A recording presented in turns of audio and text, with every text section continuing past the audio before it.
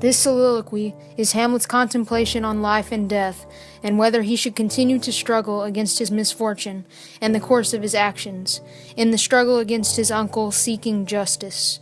He is weighing whether or not to pursue revenge. To be or not to be, that is the question. Whether 'tis nobler in the mind to suffer the slings and the arrows of outrageous fortune, or to take arms against a sea of troubles.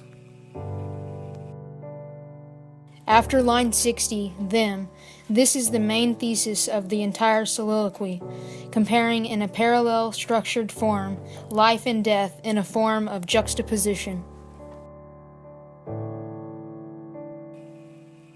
And by posing in them, to die, to sleep, no more, and by sleep to say we end the heartache and the thousand natural shocks that flesh is heir to.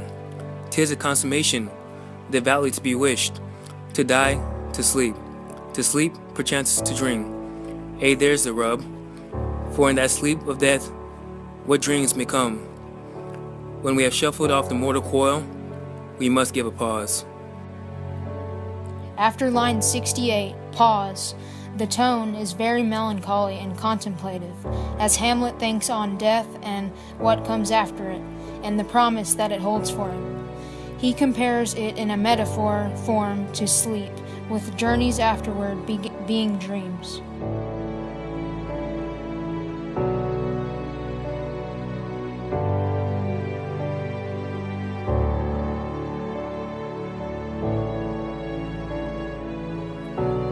There's a respect that makes calamity of so long life. For who would bear the whips and scorns of time? Their oppressors wrong, their proud men's contumely, the pain to despise love and loss delay, the insolence of office and the spurns, that patient merit of that unworthy takes, when he himself might make his quittance make with the bare bodkin.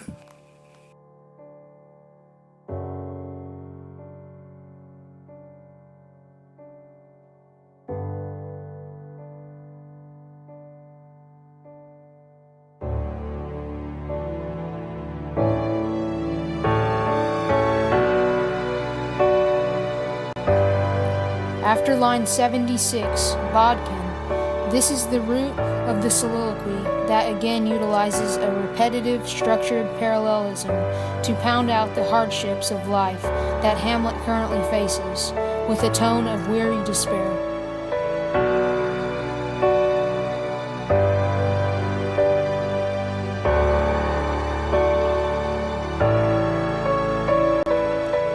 Who would for those bear, to grunt and sweat under a weary life, but that the dread of something after death, the undiscovered country from whose bourne no travelers return, puzzles the will, and makes us rather bear those ill we have, than fly to others that we know not of.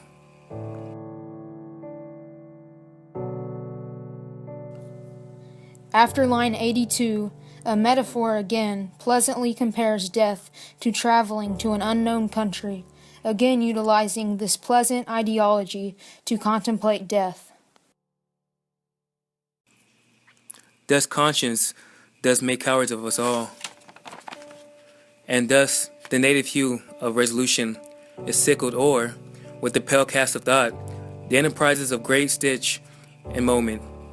With disregard, their currents turn away and lose the name of action. Soft, you know, the fair fellow, nymph, in thy orisons, be all my sins remembered. After line 89, Hamlet asks himself how great action can occur when humans tend to overthink and overanalyze their every action, and concludes on this note, wondering how any action can take place. The tone shifts again to a weary, contemplative tone, and the diction comes to deep and powerful matters. He has not decided any action and only achieved, ironically, further contemplation.